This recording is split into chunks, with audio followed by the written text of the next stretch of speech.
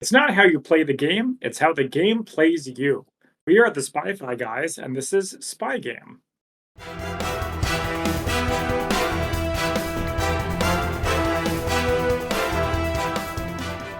Hello and welcome back to the Spy-Fi guys, where we cover spy facts, spy fiction, and everything in between. I'm Zach. And I'm Christian. And today we are back with a more traditional spy fiction kind of movie after something so different with the Molly Maguires last time. And I am pumped for this one. So, Zach, have you seen this movie before? You're pumped for it, Christian. Pumped. Yes, I am.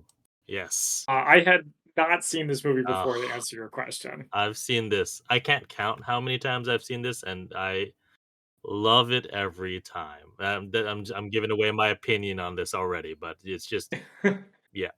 Why have you seen it so many times? I was going through a period of time where I think I was just watching a lot of seen all of Mission Impossible that came out at the time. I'd seen all of the James Bonds that were out at that time, so I was looking for something more spy. Anything else that was spy. I watched The Bourne Identity. This was like early 2000s, so Bourne Identity was out, The Recruit was out, this was out, and so I had no idea what it was about. All I knew was that it was Brad Pitt and his older doppelganger Robert Redford. That's right. Yeah, the movie came out in 2001, which is shocking because it feels so post 9/11 spy movie. Yeah. It's kind of amazing. I don't love the title. Mm. It's not the most boring title. The most boring title is Spy, but this one's not a whole lot better. It's about the game of spying. The Yeah. Great Game, as it was known in, the Great War. Yeah. Or World War II. I don't remember which war they called it, the Great Game. All right, so should we get started? We'll be curious to hear what you love about it, but I guess we can discuss that as we go through the movie. Interesting. Are you giving away your opinions on it? Yeah, maybe slightly. Oh boy, is this going to be one of those podcasts, Zach? I think it's up to you. Oh boy, yes. Because I will argue for this film. First of all, before we start, let's get our synopses. Yeah, so as always, we have our poetry synopses before the official one. So here is our haiku, and spoilers begin from here on out. Stuck in Chinese jail, a history of violence. Happy ending? What? Okay, all right, interesting. And then here is my limerick synopsis of Spy Game. There once was an agent named Murr, and for his country he did procure a sniper named Tom and a Lebanese bomb, but these days he's more mature. Oh, I believe his name's pronounced Muir. Muir? Yeah. Procure? Mature? Yeah, I mean, you just pronounce it weird. It does work with your rhyme, but you just pronounce it weird. It's like, why do they name these characters? Why can't they just give them a normal name? Why do they have to be difficult? I just don't get it. Mm-hmm. Anyway, and then here's the real IMDb plot summary. Retiring CIA agent Nathan Muir recalls his training of Tom Bishop while working against agency politics to free him from his Chinese captors. All right, so we start off with Tom Bishop, played by Brad Pitt, is trying to break into this Chinese prison. They're there under the cover of giving out vaccinations. We see Brad Pitt is about to plug something into a wall. You see him take some pills that are non-specific, but they do something, and put some gel on his hands. You catch that? Yes. And so then he plugs the thing into the wall as the Chinese officials are shouting at him not to do that. And it looks like he gets electrocuted to death. That's right. And by the way, this takes place in 1991 for some reason, even though the movie was made in 2001. It's covering that sort of post-Berlin Wall, fall of the Soviet Union. All right, what is this? What is the game of spying at this point? Do we even need spies? Yada, yada, yada.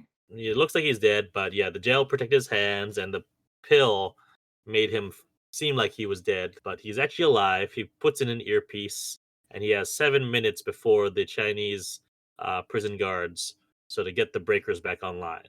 Yeah, so they knock out the power twice to this prison over the course of the movie. Mm-hmm. So he's got a map of the prison on a gum wrapper. I like that. Another prisoner runs across him, or something. Was he a prisoner, or who was this guy? I think he's another prisoner. But he gives him a stick of gum to keep him quiet, and then Bishop finds his target. It's a white woman in a Chinese prison. Curious. Yeah, and I gotta say, they really blend in. He picked the right people for this mission. What's she doing there? And we find out the reason why. But also, Right. too, it's his op. Of course, he's going to run it. At least his, counterpart who's helping him is actually Asian and doesn't stick out Right. as much. It sounds like he let his emotions get in the way of his decision making. Also, like we find out later, it's not a sanctioned op. So who is he? How is he going to get someone else to He got his buddy to do it, two? It's at least a two-man op. at least. Getting out of there, and as they're getting out, the lights come on. He hides on the table where he had been pronounced dead, and they have her on there's a shelf right below it, so she hides under there. And they almost get out. They're like in the van on their way out, but then one of the lead guards, who I'm pretty sure this guy is also in Die Another Day, the like lead prison guard from the Chinese prison. Hmm. I have to look it up because I need to know. He got typecast Yes, he is in Spy Game, same guy. as Chinese guard. As prison warden, and then Hmm. in Die Another Day, he's Mr. Chang, who's the hotel manager. There you go. The prison warden spots the prisoner with the gum and gets suspicious, and Hmm. stops the van, and they're all surrounded by like a ton of Chinese troops. So then I was confused about this part, Christian. I need you to explain it to me. All right, A guy gets out of the ambulance and just walks away. Who was that? What happened? that was his The other guy who went in with him? assist on the op. Well, then who's the guy driving? Another guy. Another guy. And then they just let the other guy literally walk away. Well, he gets out and quickly run. I don't think he was in the van. I have to rewatch that part, but I think he was. The van was driving away, and then he was elsewhere, and he runs away when he sees the van gets captured because he's got a plan.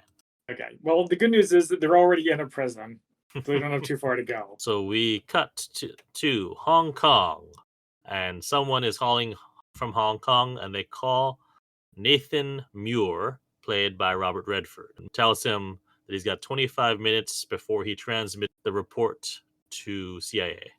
Gripping get to work drama. Yeah.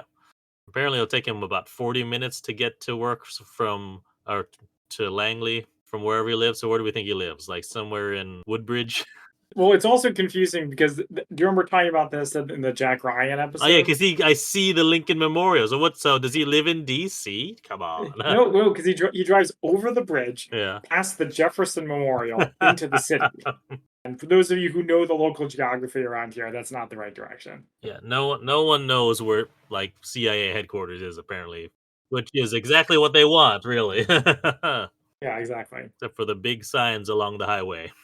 Hmm. He calls Duncan back from his car, and Duncan's like, "What are you doing calling me from your car? Call me when you're on a secure line." Yeah, so car phones feature prominently in this movie, right? It's more like cell phones or phones in general are a lot. Okay, Here. yeah. Well, so that's like having to do with it being a nice 91 Mhm. as well. So we see him drive into CIA headquarters. Well, not into drive to CIA headquarters. I didn't notice the seal and stars, but they are there.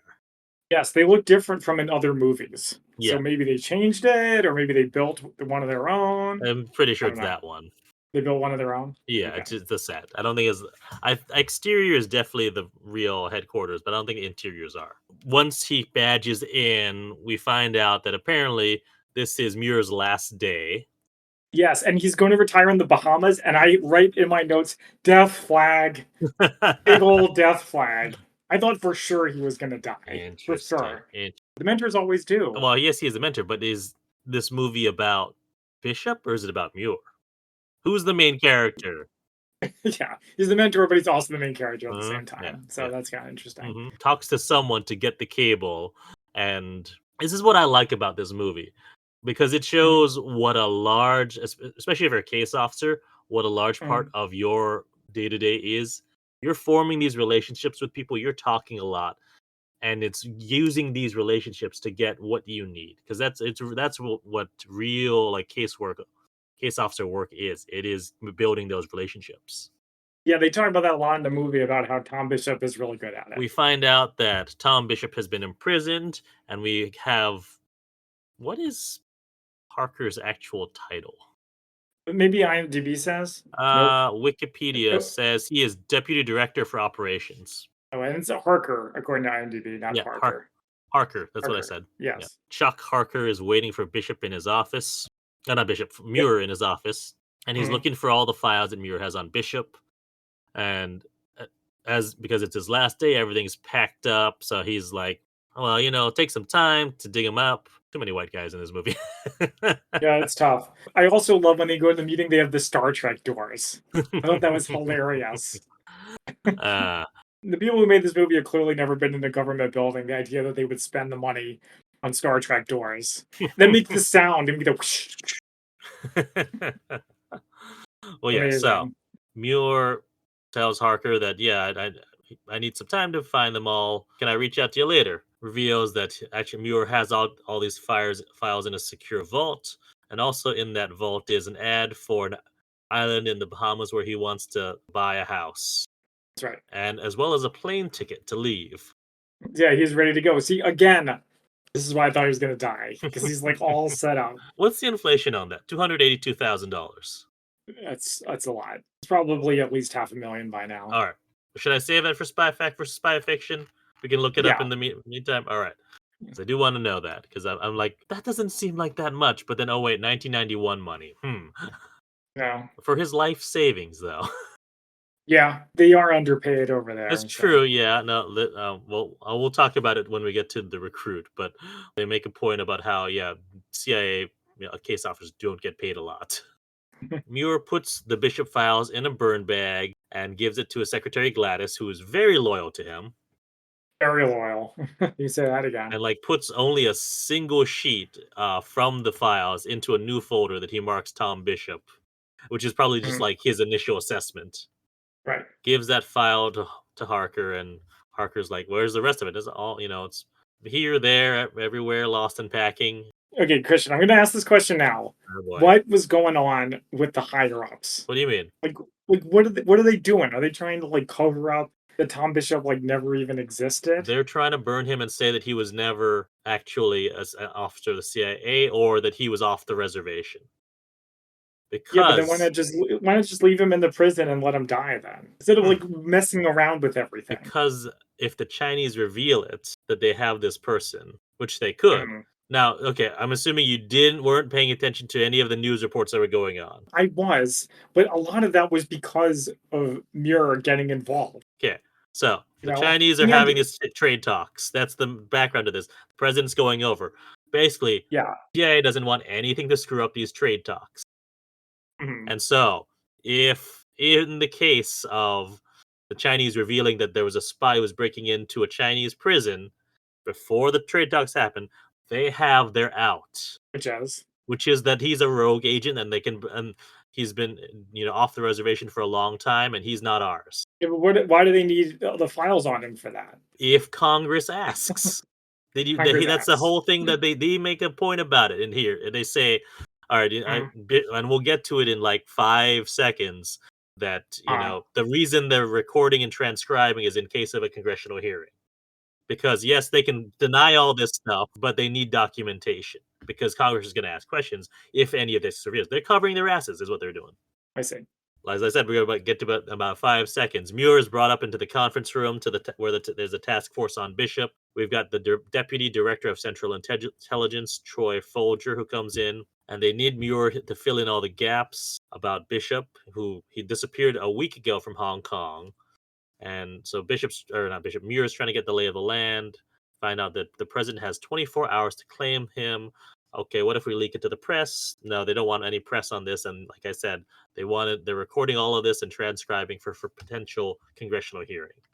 So I do like that there is a time lock. That always helps keep things moving. 8 a.m. the next day.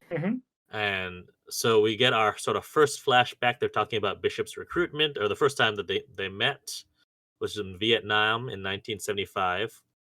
Yes, and I love the sepia tone, so that it's in the past. They put a sepia filter on the film, and then the music was great. It wasn't Fortunate Son for a change. It was total Vietnam War like vibe. So I appreciate that very much. Yeah. So Muir went in country to recruit a sniper to take out a target, but when he gets to the camp where he was going to meet his sniper, finds out that sniper got taken out by, was it a mortar earlier that day? I mean, sure. Yeah, the sniper he was going to use had 40 confirmed kills, but the next best who's there is 3 confirmed kills. and that happens to Mhm. be Tom Bishop. And Bishop and his friend Tran like live separately from the other men because they cook their own Vietnamese food. And it smells. hmm People don't It like it. smells great because Vietnamese food is delicious. Muir meets Bishop and tells him they need him to take out a Laotian general, and he accepts. Doesn't want to know any more details about him. Mhm. So Bishop and Tran get in position to take the general out, while Muir is back at headquarters or at the base on the radio. Right as he has a clear shot. He's right about to take the shot when a chopper comes into view, and their position's in jeopardy, and it's also blocking the shot. Christian, do you think Call of Duty 4 Modern Warfare ripped off this part? Maybe, I don't know. I've never played it.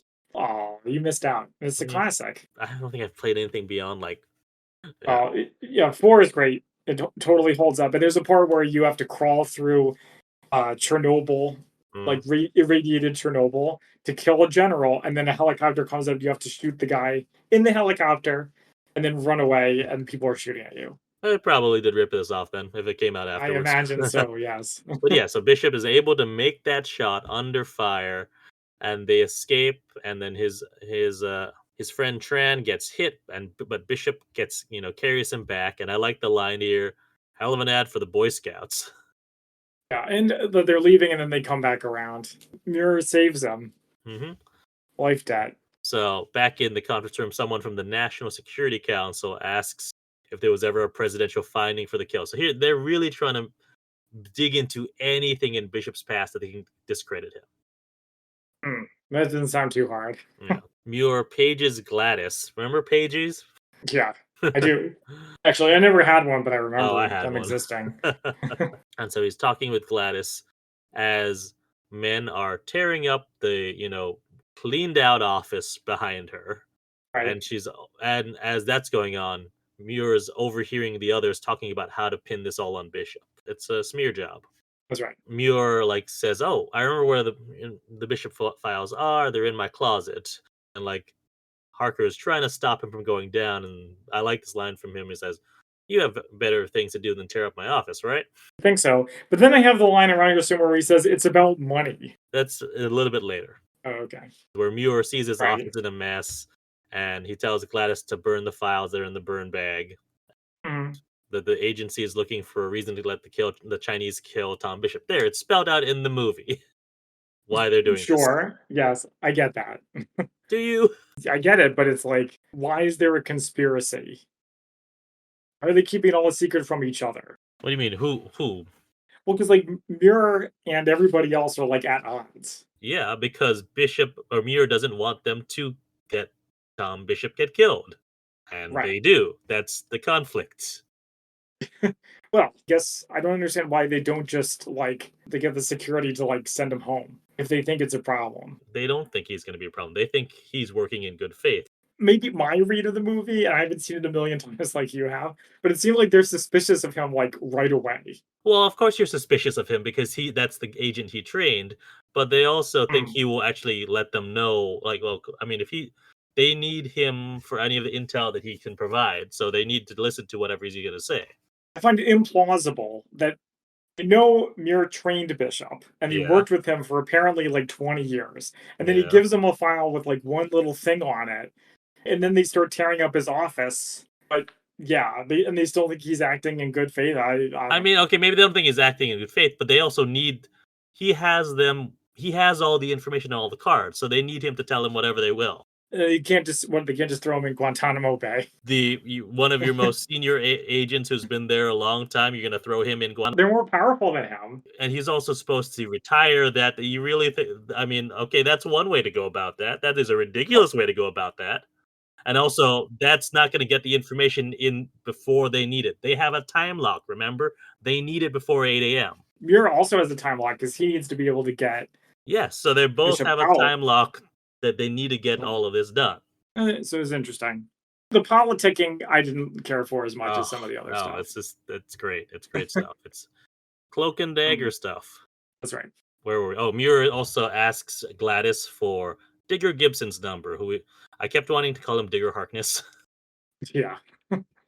That's right. Um, Captain Boomerang for you comic book fans. the Muir goes into another office belonging to Andrew Unger, and asks to Mhm. use his secure line because they shut down his. So this is what I like. He's able to talk his way into anything, and then basically takes over Andrew Unger's office because he tells him, "Oh, I'm sorry, it's classified. Do you mind?" Right. Mhm. So when does the line that it's about money show up? It was in the previous scene with when he's talking to Gladys. Okay, so who's in it for the money? The U.S. president, because he's opening trade talks with China. I think you mean trade negotiations. Ah, But see, that's what this movie is really about. it's about money. What is the line? You just have it's about money. Yeah, that's it. Oh, that's only part of the line. Okay. Well, it didn't have a favorite line. It was like a way of explaining. What was, What is us all about? Money, free trade, microchips, toaster ovens. there you go. Harker tells Folger that Muir had a heads up, and he decides that he wants to track all calls going in and out of Muir's office. Meanwhile, Muir is Mhm.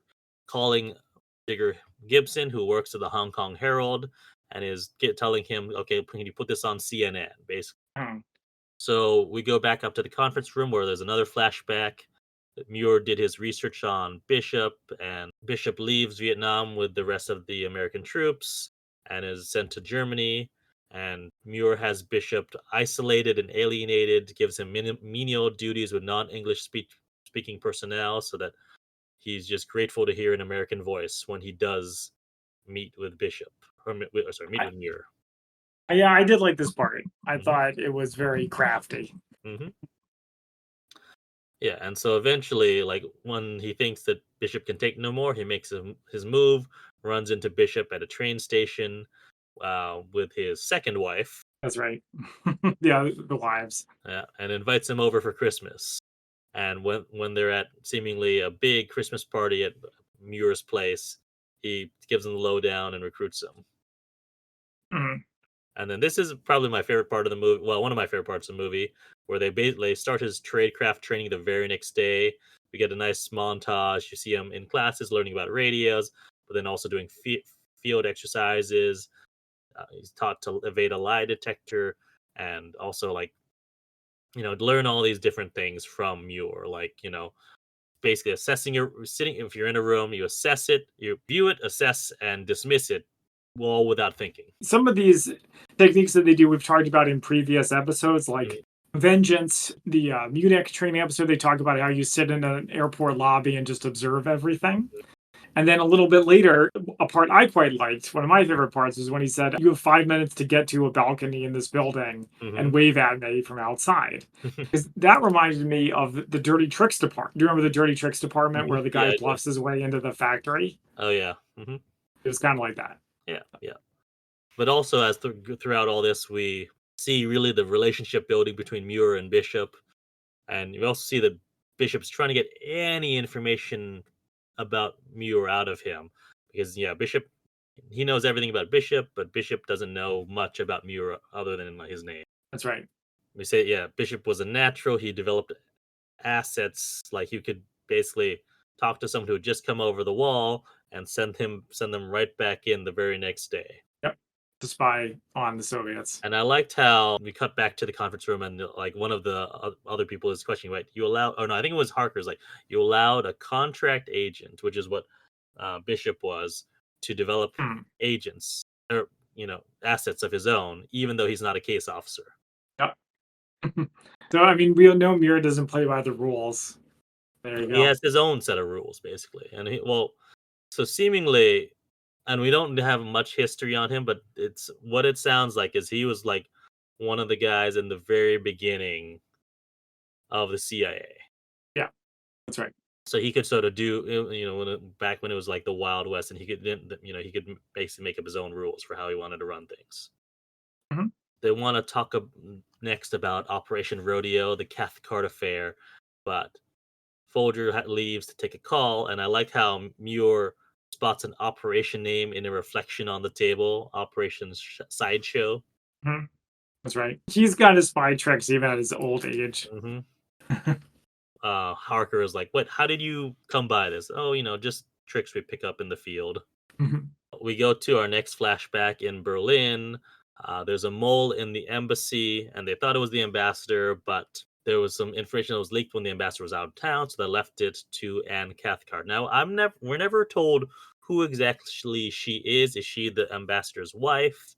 Is she another, functionary at the embassy? Who is she? But she's just always at these embassy parties. Yeah, this part was a little hard to follow, or Yeah. it gets a little convoluted. Taking someone across the wall that night as a test. Looks like he's driving a Trabant Mm. or something very similar, which would make sense. East Mm. Germany, and whereas Muir is at the embassy at a party, and Cathcart's flirting with him, trying to get information out of him, and she was like, why don't we go upstairs somewhere? And he says, "I'm sorry, unfortunately, I have to stay by the phone." And he's like, "You're working on a Saturday night. Are you bringing someone across?" And then she Yeah. walks away. Mhm. And so Bishop, he picks up his, the guy he was supposed to be taken across, but he has to make a phone call before driving across. So Bishop calls Muir, tells him, and says, "We're coming home." And he says, "Throw out the bottle." They know. Yeah, I like this part too. I thought it was good.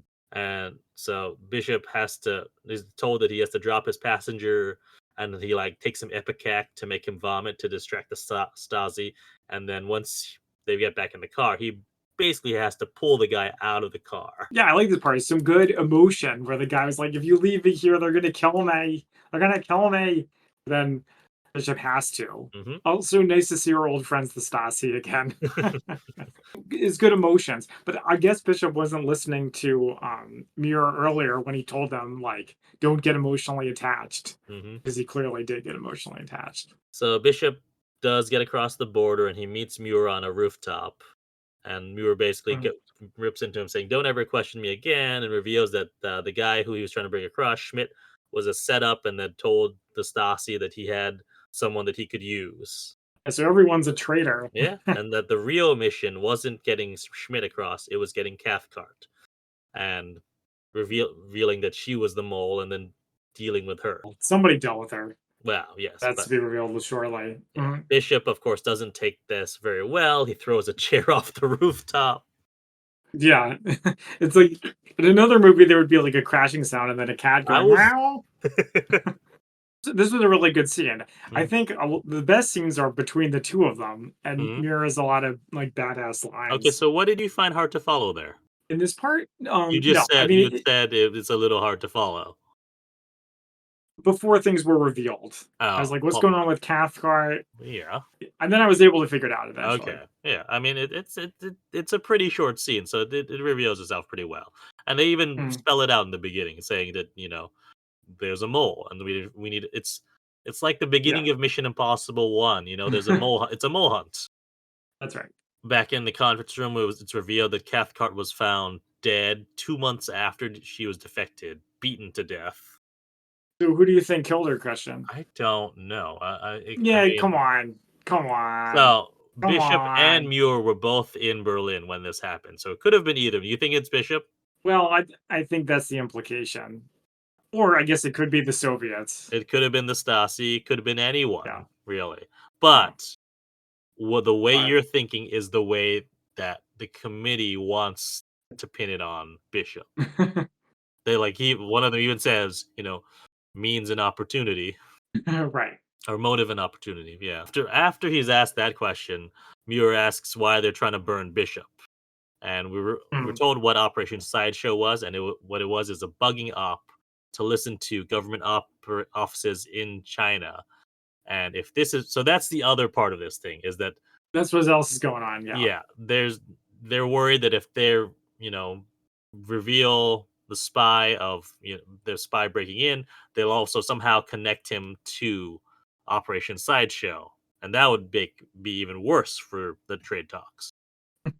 The wrinkle is that Bishop wasn't even on Sideshow. Yeah, Finally, it's revealed that he was arrested during a rescue attempt, which we as the audience knew, but Muir did not. that's right. Told it's a rescue attempt. Muir starts to put the pieces of what's going on together. We see a few flashbacks for him, but they're flash forwards for us in the movie because we haven't seen that part yet. Yeah.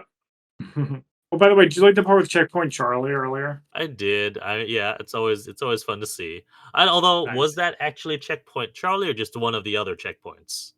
Well, it looked like it, and presumably isn't Charlie the one that goes into the American sector? So I don't know actually. That's a good point. I thought You maybe might be right. we I could don't look know. that up. Folger's told to go see the news. Apparently, all of this has been leaked to the press, or at least the fact that there's this, arrested, imprisoned CIA officer named Tom Bishop. Muir's like, well, that kind of limits your options, huh? And Yep. leaves thinking that Bishop was going to be okay now because now they have to claim him. Instead, they do something else. He goes back to his office and sees that Gladys has repacked his office. So, wow, she loyal, very loyal. Yeah, you can say that again.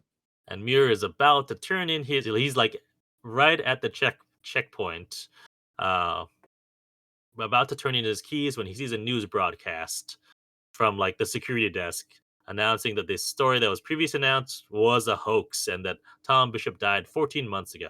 And right as he's about to turn, so he turns around and goes back to his office. A lot of going in and out of offices in this Yeah. movie. So he goes back to his office and he asks Gladys uh, to get some photos of the coastline of the prison near Suchow, and tells her Mm, not to use the phones in the office, and if they're gonna make if she's gonna make any calls. And mm. Muir tells Harker that he knows what was going on and who Bishop was after. And Harker's like, "Yeah, well, we know too." So yeah, but you don't know the whole story because not all of it's in the op reports. Yep. See, he's acting suspicious again. Yeah, goes into another office, um, where he belonging to Kepler, who I don't actually know what he does. Wait, do But you mean Mira goes into another office with Kepler? Muir goes into the office. So Sorry, I think they said Kepler is like an operate. Is he some operations? sort of well, presumably because Yeah. he's got like this, nice big wall of like, oh, where the all the like American forces are near the prison, basically. Mm. So I like how Muir sort of tricks him into all of this. Says that someone, they were ready to do the extraction mission for Bishop, but someone said that someone in his department said there wasn't enough resources to do the op, and is like asking for, who's the air support nearby, and who's it can work from Operation Sideshow to get him out. And after all that, you know, Kepler gets tricked to say, oh, Commander Wiley's outfit is in the Penghu Islands. Yeah. This whole operation into China is like totally ridiculous, but okay, But it's so good. Just yeah. sure. Gladys calls Muir and says that basically there's all these photos of the prison, the collecting dusk, and says, okay, well, get me those and get me intel on Commander Wiley's outfit off the Penghu Islands. And as he's carrying out all of this, Harker is following him and like finally like catches up to him and says, we're gonna need you upstairs a bit longer. I was working around something, Yeah, our third and final flashback. and a long one. Yeah, well, we find out who Bishop is after, and it's Elizabeth Hadley, Yes, and Hadley. Yeah, yeah, this is in Beirut in 1985. They were both there to take out a target, Sheikh Salameh. yeah. The trick is he needed to appear to die of natural causes, and so Bishop was sent in a few months early with a cover as a photojournalist, and Mm. he found a way to get to the Sheik, which was through Hadley, because Hadley worked with a refugee camp where the Sheik's family doctor, whose name I have forgotten, Yeah, that's all worked. right. I do like how this movie, knowing a thing or two about the Lebanese Civil War, it shows Hmm. how many different factions there are. Hmm. I think at one point Muir calls out that it's like 17 different factions or something like that. Yeah, Yep, that's right. It was a pretty wild yeah. time. They were in the middle of it. But yeah, so Bishop worked with Hadley to get some supplies delivered to the camp where the doctor is, and also got a story on the doctor in the Times, and that sort of greased the wheels for him to talk to the doctor. Hmm. And Yeah. we see that Muir arrives in Beirut, and we find also the Sheik is coming early. Um, So Muir and I like this how Muir and Bishop go to get breakfast and they have to like cross a war zone to get to this good I restaurant mean, for like, yeah, like breakfast. literally run through gunfire. Yeah, yeah. When they're at breakfast, he gives Muir a birthday present. I like how like he says that Langley has 7 different birthdays for Muir, all Yeah. wrong, as are the KGB and Mossad's, birthdays for him. Yeah, it's like talk about ultra secrecy. And this was even before you used your birthday to get access to various things on the internet Hmm. as part of your profile. So he gives him the birthday present is a nice flask, Mm, and so he's like, "Well, how do you get something like this in Beirut?" I was like, "Well, there's a new racket operation. It was sent in the overnight diplomatic pouch from London. It's called Operation Dinner Out." yep. I was like, Mm, Dinner Out. I'll remember that. mm. Foreshadowing. That's right. So as they're eating breakfast, they spot the sheikh from the restaurant and surveil him. And Mhm, Muir tells Bishop that Langley wants a backup plan in case theirs is not successful. And so he has to go mhm, talk to the Lebanese militia, who are mhm. cowboys. And, they're not going to, there's definitely going to, Bishop knows that there'll definitely be Yeah. casualties, like And civilian I was like, casualties. yeah, I was like the Lebanese militia. The Lebanese militia. Come on. Yeah. It's like, where's your balls? They name the names of the other factions. Why didn't you say the phalangists? You know Mm. you want to. You know you want to. Come on. Come on. It's Anyway. supposed like something out of a video game. Okay, Mm. I'm done. Rant over. All right. So Muir meets with the doctor and reveals to the doctor that his parents were murdered by the sheik. Yeah. Which I wondered, were Is it they, true? or is this a Mm. setup? I wouldn't be surprised. But at the same time, Muir also finds out about Bishop's relationship with Hadley. Hadley and Bishop are in a restaurant and they see Muir, so they invite him over. I like to, get a double of your cheapest scotch for him. Yeah, this is another good scene. Like another really good dialogue scene Hmm. between the two of them. Yeah. And so we find out that Hadley works for an international aid organization, and Hadley and Muir have a bit of a tete-a-tete. Muir drops the bombshell that Hadley can't go home. Apparently, she and also has connections to Hezbollah, which Yep. Bishop didn't know. Okay, so Christian, is Yeah. she a bad guy or not? Is she a Well, spy or not? she's not a spy, but Uh-huh. she's definitely connected. Dirty. Yeah, there. I would say yeah, and So we basically, I mean, we'll talk to her about it in the very next scene. So Mm. Bishop didn't know that go like she left leaves the restaurant and Bishop goes after her and asks if he's getting played. And so she reveals Yep. that she's a fixer, so she makes introductions between different factions, different people, all in the support of getting whatever money she can to her aid organization. Uh-huh. So she's not a spy. She's not necessarily a bad guy, but she is compromised, is how I put it. If we want to talk about it now, but they say that she can't return to the UK. That Yeah, seems pretty bad. it's my next sentence. So Oh, okay. she was involved with a human rights group in London that bombed a building which was supposed to be empty, but it wasn't, and that's why she can't go back to London. Hmm. So yeah, Okay. it's she was with a radical movement. It's not total humanitarian. Yeah, no, Not exactly. and so she reveals all of this to Bishop, and she just asks to start with Bishop's real name, which he will not give her because I think he's going by I don't even remember what his total Terry. name. Terry, that's Yeah, right. it's like you believe he's a Terry. I don't think so. But yeah. So back in the conference room, we find out that the bombing was not wasn't just anyone killed in the building. The Chinese premier's nephew was in that building when it got Oh, bombed, yeah. and so the Chinese are after her as well. Oh boy. She really has a way with people. Have a meeting with the doctor where Bishop gives him a poison that's to kill the sheik, which would basically, Mhm. if it touches the skin, he'll be dead within 48 hours. Yep. And And the doctor's like flipping out. yeah, They're just he like, I asked can't him do it. like, well, I can't he do asked it. him, is it hard to kill a man? Yeah. Well, not a good badass Hmm. dialogue. And so the appointment is 4 days later, and so you just gotta wait. Bishop is supposed to be watching the doctor while Muir meets with the Lebanese militia. But the night before, Bishop goes to see Hadley, tells her his real name, and he's not with the doctor unless he brought along the doctor. Like, all right, you can wait in that room while we Yeah, have no, I sex. mean, he definitely screws up. He Yeah, definitely this screws this up. is yeah. So the next morning, we find out the Sheik wants the doctor to him within the hour, but he's not with Bishop. He went to go help victims of a bombing with Hadley, Mm. and Bishop is on his way to get him. Muir follows the local operative who's watching the Sheik and sees that the Sheik is packing up to go, but it could be 10 minutes, could be an hour. They have no idea. So Muir Oh geez, oh geez. makes the call and calls Yeah. in the Lebanese militia for the backup option. Just as Bishop, is driving like a madman, crashing into things, even crashing into a whole you know, station at a local market.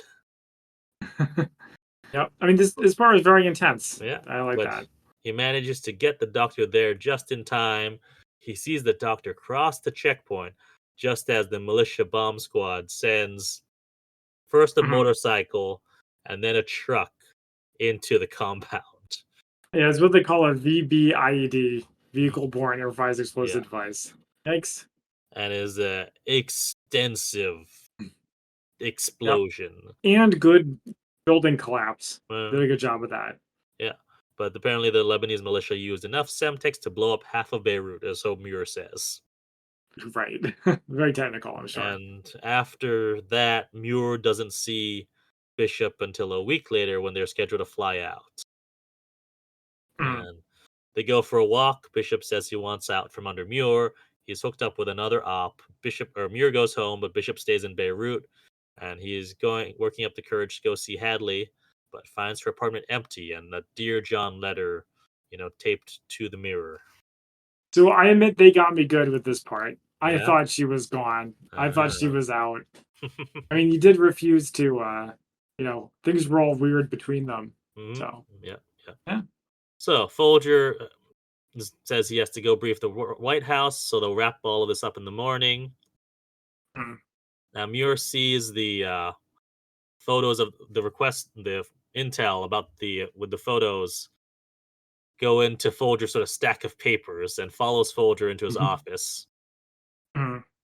and talks to him. Is like, "What are we doing here? Why are we doing this?" And is really just isn't actually trying to get anywhere, but is it just trying to talk to him so he can distract him enough, and then leave his cigarettes on the desk, and then Yep. use that as a distraction to distract the assistant so he can grab the photo files. Yeah, I was like, "Ooh, what's going on with the cigarettes? Yeah. What's he pulling here?" So Muir is back in his office and he sees the photos of the coastline of Suchow, but he also sees that the photos of the Bahamas where he wants to retire, the coastline looks very similar. So I like how this. So he switches the photos Yep. and he puts sends the photos folder of photos of Suchow back, but instead it has the photos of the Bahamas, and he keeps the photo of Suchow. That's right. So Harker figures out that Muir worked with Harry Duncan in Hong Kong, and he's starting to get suspicious. Muir has his broker liquidate everything in his holdings, which would be 282,000, and sends it all to a bank in the Grand Cayman. So, Christian, how did you feel about him giving everything up for his little protege? I like it because it's you set when you make have someone make a grand statement in a movie, Mm. by Act 3 they're going to break that rule. Yeah, that's fair. Yeah. So he had previously made, if never risk yourself, risk your life or anything for an asset. If it comes down between you and them, send flowers. Okay, so I guess my question is, do you feel like did you buy it that they were Oh yeah, close, that they were oh that yeah. close? I buy. I mean, because it's a mentor relationship. He sees him as the son that he never had. All that stuff. Mm. All right. But I buy that. I'm especially after even though they had clearly their downs, he still cares about Bishop. Otherwise, he wouldn't be doing all of this. Like even the beginning part. If he didn't care about Bishop, he wouldn't have done any of the stuff in the first half when he was trying to at least get them, force them to Mm, declare that Bishop is one of theirs. okay. He liquidates. Harker finds out about the liquidation of all of Muir's assets, and he wants all calls to Hong Kong in the building tracked. Yeah. So Muir calls Duncan to get in touch with his contact at the power company. He's putting together an operation while Harker's Mm, trying to play catch up. mhm. And Muir tells Duncan that actually Bishop prepared this op, everything, before he went in, and Tran, who was his guy during the Vietnam op, was actually on Operation Sideshow. So he already has a person inside. Okay. And all they really need is the blackout at the prison. And I like how Muir's like putting together all these documents, typing them up, and how he's faking the director's signature using the, signature from his like farewell letter. Yes. We get a little bit of forgery Yeah. here. So Duncan is negotiating with the guy from the power company and wants 300,000 for it, but he says, "Okay, fine, I'll do it for 282." And I like how the Chinese officials are watching Baywatch and they're like wanting Harry Duncan to get out of the Mm. way. It's like, "All right, fine, fine." Yeah, And it's like yeah. it's good. Like, yeah, really bringing up the intensity. hmm Muir ends up actually sleeping at CIA overnight. Mm. He keeps getting these sort of visions of what Bishop is going through, being tortured. He has like a dream about him getting shot in the head and wakes up in a cold sweat. And I like how he's dressed and he's going up to the elevator, back to the conference room, and Gladys sees Muir in the elevator, and he gives her a code word of or if my wife calls, tell her I had to go back upstairs. Yeah. So back in the conference room, Harker tries to accuse Muir of working against them from the start. Thank you. Finally, finally occurs to him. Yeah. I thought it was pretty obvious. Reveals that Duncan gave him a heads up, and that now Duncan's gone missing with his 282,000, and then tries to point the finger at Digger Gibson. And like that's when Folger reveals that Digger is MI6's man in Hong Kong, and that his paper is a front, and you cannot blow Mm, his cover. that's right. Wow, what a spy game! Yeah. Just like the movie says. Harker says that there was intel delivered to Folger's office of with the photos from the coastline of Suchow, and Folger's like, I didn't order anything. And Mm, yeah, they didn't say it was Suchow. They just said it was photos. right. And they look at it and they said, "Is this China?" And that's when he reveals that he's actually been using agency resources to take photos of the retirement property he's looking at in the Bahamas, and that it was his life saving. So he wanted to be sure, especially with like coastal erosion. Well, I mean, he was lying about this, though, right? I mean, seemingly because he had the photos already, so seemingly Yeah. he was doing this. Yeah, I guess so. Maybe the whole story doesn't add up, but we don't need to get into all the Yeah. details. Well, I mean, we see that he had the photos of the coastline, like already with his like stack of all, the ad to buy the thing, and he shows them the ad of the place he was Yeah. looking at. So there you go. So he's like, "All right, sorry, you caught me." Yeah, that's right. But they can't really do anything about it. Yeah, because he's about to retire anyway. So that Mm, in their eyes, he's done. So what are you gonna do? Fire mhm, him again? right. So Muir sort of continues the story and reveals that he brokered a deal with the Chinese government and would get Hadley in exchange for a diplomat accused of espionage. Right. Another twist and turn. Yeah. You didn't see that coming? No, it's Oh, not. Maybe she had to end up there somehow. yeah. So Muir gets a call, says it's from his wife, and actually the call is from Commander Wiley, and who's asking for authorization and tells Commander Wiley, "We're on for night dinner." So you're saying Operation Dinner Out is a go, sir? That's right. Dinner Out is a go. Right. And we got some funny dialogue around that too. Yeah. So we Mm, see some commandos leave in Commander Wiley's outfit in helicopters, and back in the conference rooms, it says that somehow Bishop figured out where Hadley was. Harker asks if Muir knew about this beforehand. Would he tell them? No. he wouldn't, Yeah. clearly. Yeah, commandos break out Bishop and Hadley, and then Well, with lots of shooting, lots of shooting. Yeah, yeah, lots of death, international incident.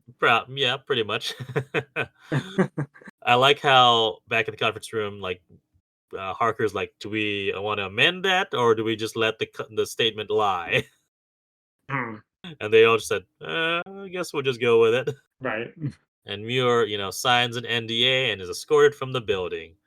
And then this part I enjoy. Like the committee is like trying to count how many wives he had. Like he keeps bringing up all these different ex-wives. Yeah, kind of like his birthday. You never know which of it's true and which of it's Yeah, not. except one guy, is looking through Muir's file and reveals that he was actually only married once. All the rest were cover wives, either agents or assets. That mostly explains it, I think. Yeah. In the helicopter, Bishop, who sees Hadley also being rescued across, like in different helicopters, and like Mhm. they see each other, acknowledge each other, smile, and then the helicopter pilot is reporting back to base saying that Operation Dinner Out is accomplished, and Bishop hears this and knows it was Muir who rescued him. Presumably, yes. And back in the conference room, Harker was like thinking, "Oh wait, if he's not married, who is Muir talking to all these times?" And then Folger announces that there's been an incident in China. You get like a record scratch, like whack Yeah. whack, womp womp. And Muir is, in the garage, puts on his sunglasses and drives away from Langley for the last time as this movie ends. And directly into federal prison, if the movie made any sense. I can't believe we didn't have a last scene with the two of them. I'm okay Come with it. on, the movie's not that long. I thought that was kind of amazing that they didn't have that. Yeah. Totally blue balled. All right. So, what do we have for spy fact and spy fiction? Zach, do you want to go first? I have a couple of things. Okay. So, a burn bag features You prominently in the took movie. Did I mine. steal yours? Well, do No, you? it's I okay. have You can go more. ahead. I have, yeah. Go ahead. Go ahead. Just from Wikipedia, it's a security bag that holds sensitive or classified documents, which are to be destroyed by fire or pulping, most commonly used by government institutions. And they are designed to facilitate the destructive process by not requiring them to be destroyed beforehand by indicating if it requires special procedures. And then there's a picture on Wikipedia that Hmm. says a typical paper burn bag is used by the United States Department of Defense. And it's just like just a paper bag, and it's like Yeah, got like red and white like just stripes or something on it. They've got a few in the spy museum that I've seen. I've always been sort of like when I first heard about burn bags, I thought they were mhm, like a bag that would incinerate itself. like in And the movies. this message will self-destruct in 5 seconds, kind of deal. But they are just a bag that you put stuff in, and then you burn that whole bag. Yeah, life is full of disappointments, isn't it? Also, like I've been even still like it'd be cool to have a couple of burn bags, and like I've seen a few pop up on eBay for like $50 for one bag. Like I'm not gonna pay Wow. $50 for that. And then I've also found Hmm. like a supplier online that's like 200 bags for like $200. Like okay, that's a bit more reasonable, but I don't need 200. I just want like two. Yeah, that's ridiculous. And it's government property. Yeah, So, like, so whoever was, like, how'd they get it? They I mean, stole it? what I assume is that they're just one of the like sellers. Like the government's got to get them from somewhere, so it's like their Yeah. wholesaler, which is why you order in 200. There you go. Yeah. So the other thing I have was live science. How does the secure telephone work? All right. But it doesn't really have that much information. It just says it's achieved through encryption technology at both ends of the call. Mm-hmm. Encryption jumbles the beginning to render it incomprehensible if someone's tapping in.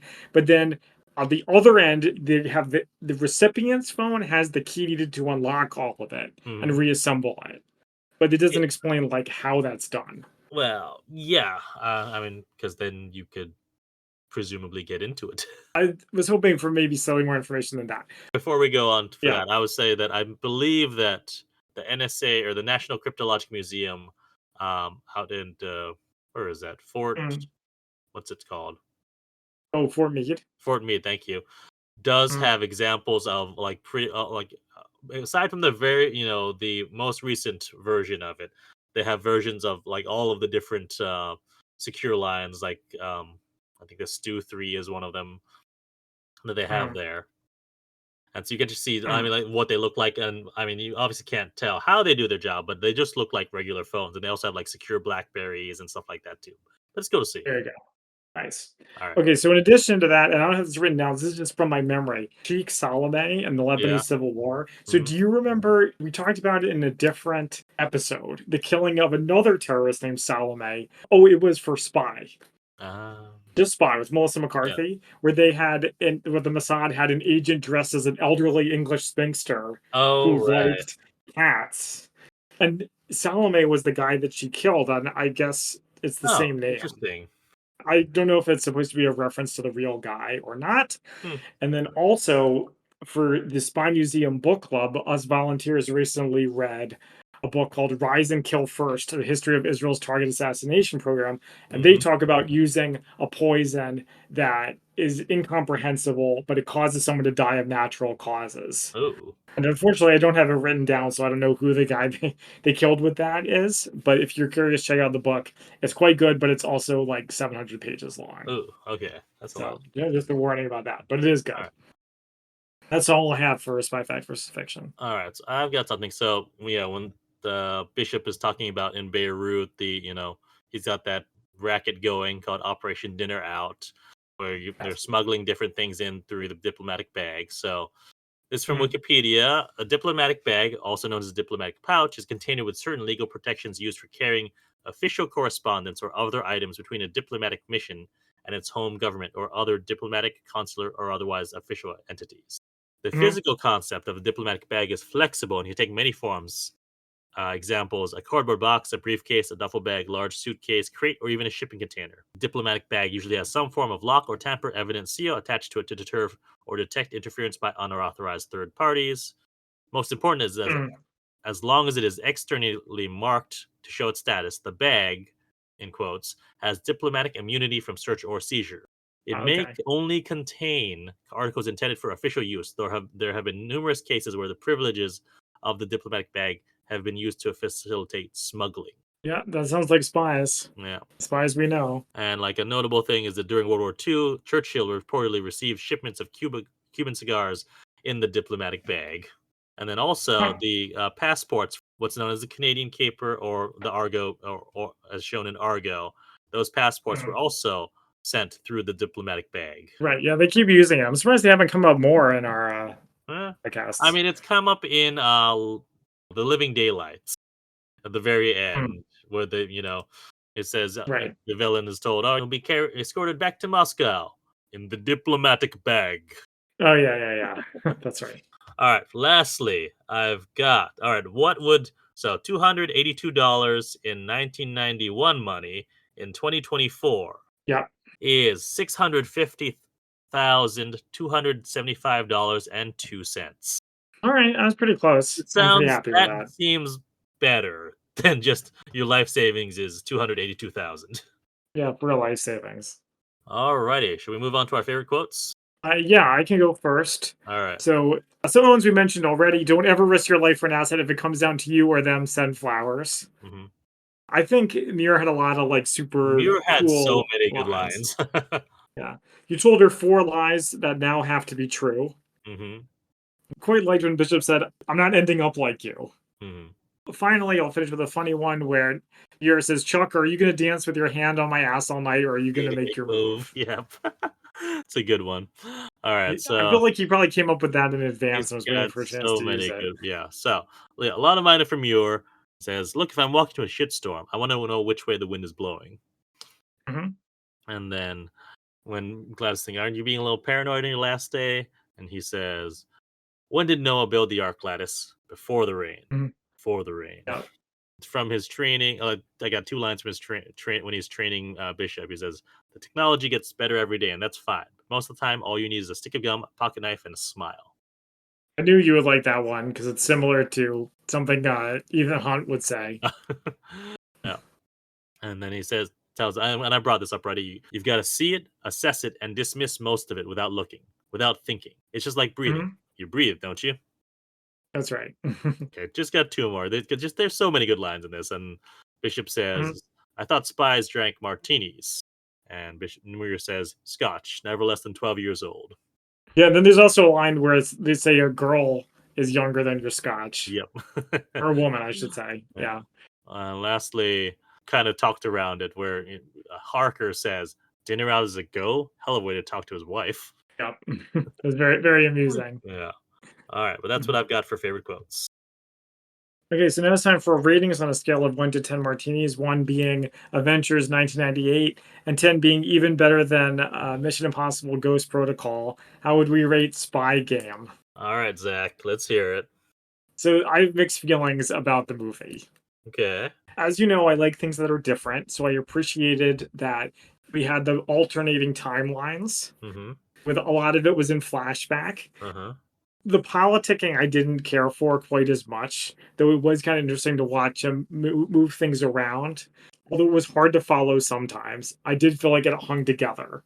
I figured it all out by the end. But the end is where things kind of go off the rails a little bit. So, like I mentioned, I was disappointed that there was no final scene. Hmm. Really, like, we never see the two main characters interact in the present the Hmm. whole movie. Interesting. All right. And I don't feel like I had a really good handle on Tom Bishop's character at the end because we haven't seen him since the 80s, True. True. you know? And then also, how could there be a happy ending? Like, Muir totally violated the law and totally went off the rails. How is he able to just like walk away? And this is a guy who like knows all the angles and he knows how to play everybody, he knows how the game works. And I don't mind if he threw it all away to save his friend. That's why I mentioned like the death flag. Like Mhm. I thought he was gonna like literally sacrifice everything, go to prison or maybe die. And it's okay because he's passing on the torch to the next generation. Not to mention the whole thing with the international incident and them invading China, which doesn't make any sense. So the movie's very mixed. I think it is pretty good though, on the whole. Like I didn't dislike it. So I will Mhm. give it a 6.5 martinis. All right. All right. See, I find that so fun. Well, because you're always like, you want things to be more realistic. You don't always like the James Bond craziness. So Right. I thought you would, and this is I found each time I think you're gonna love a movie, you hate it. I didn't hate this. I give it a 6.5. That's not hatred. Okay, but yeah, well, there's the same thing with the what was that? The Good Molly Shepherd. McGuire's. No, Oh, wow, the Good Shepherd. Yeah, yeah, that I did hate. yeah. So it's like this is it is actually probably the more realistic of what a spy actually does. Not the end part, but everything else. Like this is why I love this. It's because it is all of the showing the relationship building that the case officers actually do, and just Mm, the deception and turning it and like just the button on it where he's has the photos of China and the yeah. Bahamas and he switches them and he's reveals something but not actually what he wants that what he needs what they want him to reveal and it's just so well done just the all the complexity and interplay that I love it and Well, yeah. No, that's what I'm saying. Is that the complexity and the interplay all held together until the end? That's what I'm saying. here's the thing though like in 2001 we're not at a time audiences still want happy ending. Sure. So we're not at the time yet where your general audience is gonna say, are gonna accept that that's gonna be that ending of all right, he Mm. goes to prison. He goes to prison instead. No, you want you want the hero to win. Then write an ending that makes more sense. Like have Muir fake his death, and then the last scene is Tom walks into a cabin in Barbados, and he's there, Uh, like so at the end you, of Shawshank I was Redemption. gonna say, so you want the Shawshank Redemption ending? Yeah. No, I am okay with this because in reality, they're probably never gonna meet up because they've who knows where Bishop has to go because he's escaped from justice and Muir has to go somewhere else probably. So that's it. That's Muir is satisfied knowing that he saved his mentee and he goes off into the sunset. You know With what we need is a sequel. finally you say that. Oh yeah. So in 2022, one of the co-screenwriters of the film, Michael Frost Beckner, published a trilogy of novels featuring characters from the film. They're called Muir's Gambit, Bishop's Endgame, and Aiken in Check. I have no idea who Aiken is, Mm. but I'll have yeah, to check it out then. So anyway, please carry on with your review. if you can't tell, I really enjoy this movie, and I think that it's just very well done. This is done by the late great Tony Scott, who also directed Top Gun, as well as Days of Thunder. Mhm. Very well filmed. I think the story holds up well, and while it is complex, it is not overly. It could be worse. Gonna give this a 9 out of Ooh, Martine. pretty much a perfect movie. So what would have made it a 10 out of 10, Christian? If it was longer? I Or don't more than? know. I don't know what would have made it a 10 out of 10. I think it's great. I don't think it's perfect. I mean, like I've always said since we started, a 10 out of 10. And I can say I'll never give a movie a 10 out of 10, but that's like, I to mean, me, it's very difficult I'll to give you. reach I that. was tempted. All right. All right. Anything else you want to say about Spy Game, the old Spy Game? No, I was gonna bring up the book series that came after it, but you gave me a nice in to do that, so I think I'm good. Sounds great. Well, thank you all for joining us. You can find us on social media at the Spy-Fi Guys on Facebook, Twitter, not X, and Instagram. We also have our merch store at redbubble.com and a new YouTube page where you can find episodes as well. Until next time, I'm Zach, And I'm Christian. and we are the Spy-Fi Guys signing off. Thank you for listening to the Spy-Fi Guys. If you enjoyed our podcast, please be sure to give us a 5-star rating on iTunes. The theme song from this podcast is Mistake the Getaway by Kevin MacLeod from Incompetech.com. Licensed under Creative Commons by Attribution 3.0. Films, books, and television shows reviewed by our podcast are the intellectual property of their respective copyright holders, and no infringement is intended. This is a personal podcast. Any views, statements, or opinions expressed in this podcast are personal and belong solely to the participants. They do not represent those of people, institutions, or organizations that the participants may or may not be associated with in a professional or personal capacity unless explicitly stated. Any views or opinions are not intended to malign any religion, ethnic group, club, organization, company, or individual. You can find our podcast on social media at The Spy-Fi Guys on Facebook, Twitter, and Instagram.